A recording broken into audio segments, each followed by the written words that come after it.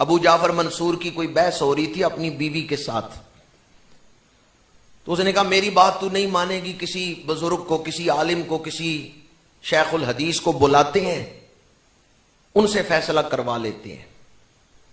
تو بیوی حرہ نے کہا، اس نے کہا ہاں، پر جسے بلانا ہے منتخب میں کروں گی۔ ابو جعفر منصور نے کہا ٹھیک ہے، بتاؤ کس بزرگ کا فیصلہ مانو گی؟ بیوی نے کہا میں امام اعظم ابو حنیفہ کا فیصلہ مانوں گی۔ امام اعظم ابو حنیفہ کو بلایا گیا، بادشاہ کے دربار میں آپ حاضر ہیں، تشریف لے گئے ہیں۔ بادشاہ کی بیوی پردے کے پیچھے ہے، بادشاہ بیٹھا ہے اور امام اعظم تشریف فرما ہے۔ بادشاہ نے کہا ایک مسئلہ پوچھنے کے لیے آپ کو تکلیف دی ہے، یہ بتائیں اسلام میں مرد کتنی شادیاں کر سکتا ہے؟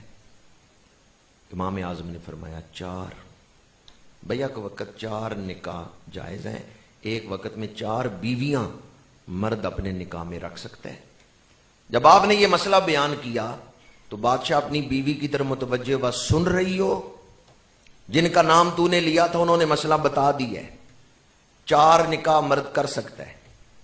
امام اعظم نے فرمایا بھی ابھی آدھا مسئلہ ہوا ہے، پورا نہیں ہوا، پورا مسئلہ سن لو۔ ابو جعفر منصور نے کہا پورا مسئلہ بیان فرمائے۔ فرمایا یہ 4 کی اجازت اسے ہے جو انصاف کرنے والا ہو، جو انصاف نہیں کر سکتا، جو ظلم کرنے والا ہے، جو بیلنس نہیں رکھ سکتا، جو اعتدال نہیں رکھ سکتا، جو ہر بیوی کے ساتھ انصاف نہیں کر سکتا، اگر وہ دوسرا نکاح کرتا ہے تو گناہگار ہوگا۔ اگر وہ دوسرا نکاح کرتا ہے تو گناہگار ہوگا۔ بالعموم ہم کہتے ہیں نکاح کرنا سنت ہے، پر ہر حال میں نکاح کرنا سنت نہیں، کبھی واجب ہے، کبھی سنت ہے، اور کبھی ممنوع ہے، حرام ہے نکاح کرنا۔ جو آدمی نکاح کے حقوق ادا نہیں کر سکتا اس کے لیے نکاح کرنا منع ہے۔ جب امام اعظم نے پورا مسئلہ بیان کیا، بادشاہ نے سر جھکا لیا، خاموش ہو گیا۔ امام اعظم اٹھ کے تشریف لے آئے، بادشاہ کے سامنے پورا دین بیان کیا ہے۔ آج کل بعض لوگ آدھا ہی مسئلہ سنتے ہیں، بھی 4 جائز ہیں، 4 جائز ہیں، ہر حال میں 4 جائز ہیں؟ نہیں جائز۔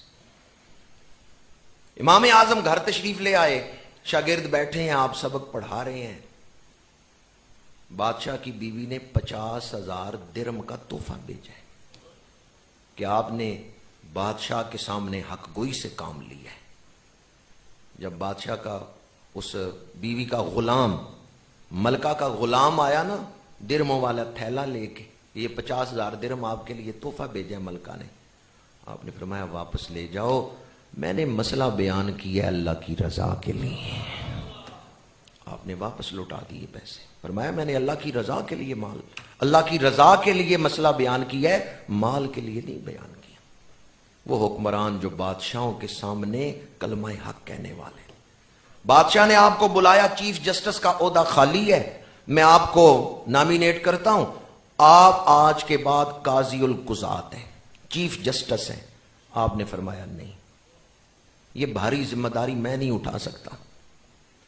بادشاہ نے کہا آپ جھوٹ بول رہے ہیں، آپ اس لائق ہیں۔ فرمایا اب تو ثابت ہو گیا میں جج نہیں بن سکتا، کیونکہ تم نے خود کہہ دیا میں جھوٹ بول رہا ہوں۔ بادشاہ نے کہا انہیں جیل میں ڈال دو۔ امام اعظم ابو حنیفہ اہل بیت سے کمال درجے کی محبت کرنے والے تھے، بادشاہ نے آپ کو جیل میں ڈال دیا، اور آپ کا جو جنازہ نکلا ہے وہ جیل سے نکلا۔